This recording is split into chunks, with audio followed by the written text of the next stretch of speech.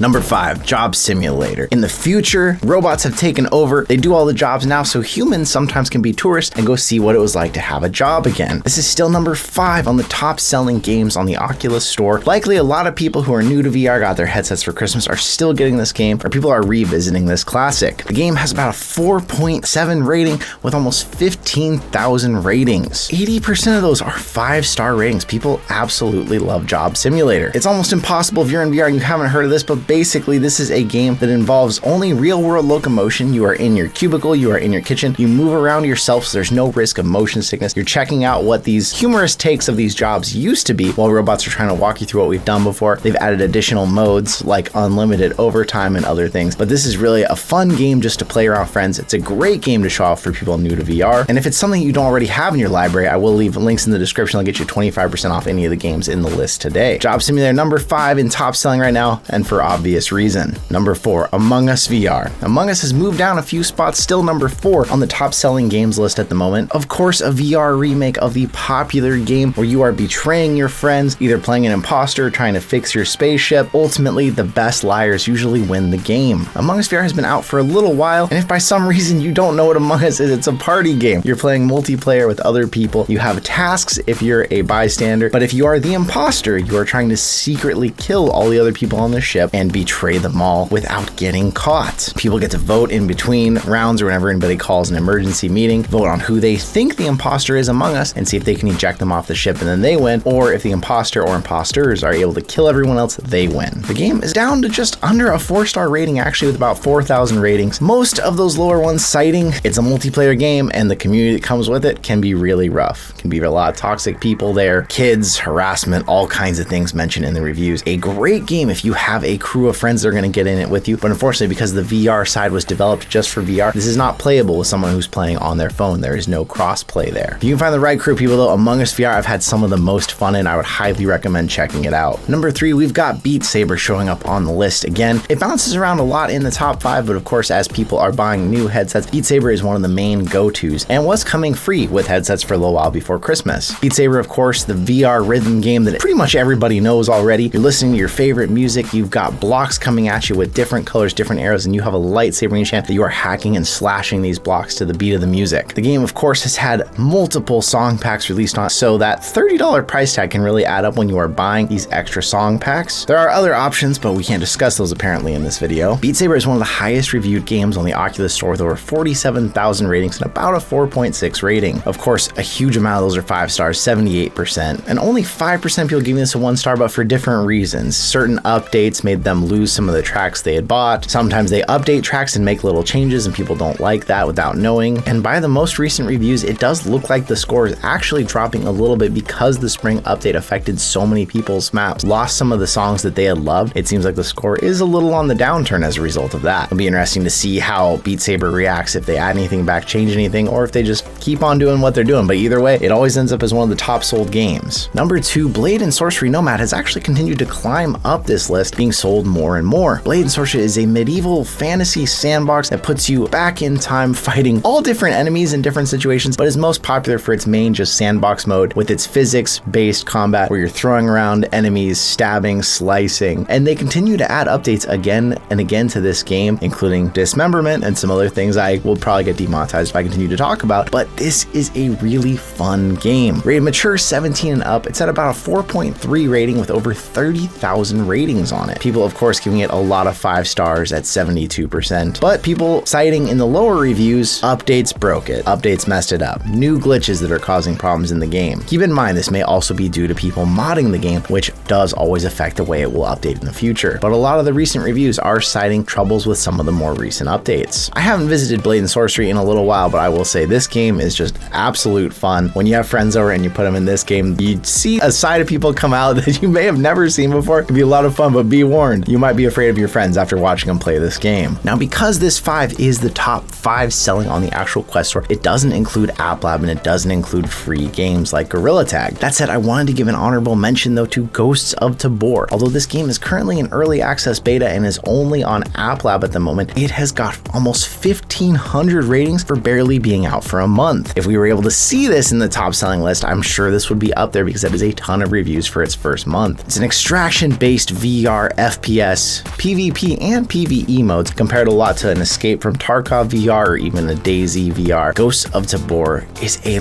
lot of fun to play, but can be brutal and punishing depending on what kind of people you run into, because you are out scavenging for supplies, and if someone finds you, they can kill you and take your supplies, or maybe they'll be nice and let you go. But what I found in the game so far is they're not nice and they're gonna take you out. All those reviews giving it about a 4.2 rating right now, 64% 5-star ratings, although with about 9% 1-star rating, people acknowledging they did know it was still in development, but there's a lot of glitches, a lot of bugs, people saying it just didn't live up to what they were hoping it would be. I will say I played this game quite a bit on Quest 2 standalone though, and I was shocked for something in early access, even before beta, for how well it actually ran. Have you played Ghosts of Tabor yet? I'd love to know your thoughts in the comments. And number 1, no surprise here, Breachers is already the top selling game on Quest 2, having only been out for a matter of days now, actually a week as we record this video. It already has almost 1,000 ratings. Breachers, people are saying, is basically a Rainbow Six Siege game, but in VR. You work together in this 5v5 game. You're either enforcers, with 5 of you pushing in, trying to disarm the bombs with an EMP, and there's all kinds of mechanics in this game. You can rappel down, you're blowing up walls, breaching into them, or of course you are the revolters, who are inside trying to keep this team from penetrating and disarming your bomb. You're using equipment like door blockers and trip mines to slow them down, while they're using equipment like drones to fly in ahead and see what they're expecting as they walk into a room. All kinds of customizable weapons. This thing has got about a 4.9 rating already. 90% 5-star ratings. People saying it's top tier, great game, challenging, and only 1% 1-star ratings with very few issues, but some people citing game wouldn't load. Of course, community issues since it's PvP with kids yelling, screaming, stuff like that in the lobbies. And some people saying they were expecting something more like Population 1 and it just wasn't quite as user-friendly and easy to play. Breachers though absolutely shot off the charts, already to the top selling, and for good reason. I will tell you, this game is gorgeous, and if you got the right team, of course it's going to be really fun, but that can always be a struggle there. Think about joining their Discord, finding some other people who want to play it with you that you like playing with. I'll leave links in the description for any of the games that are eligible for referral links to help save you a little bit of money. What do you think about this top 5 games list for the month? April so far, we got some big sellers and some popular titles that have been around forever, so I'm not surprised to see those on there. But I want to say thank you for coming out and being here with me, and I'll see you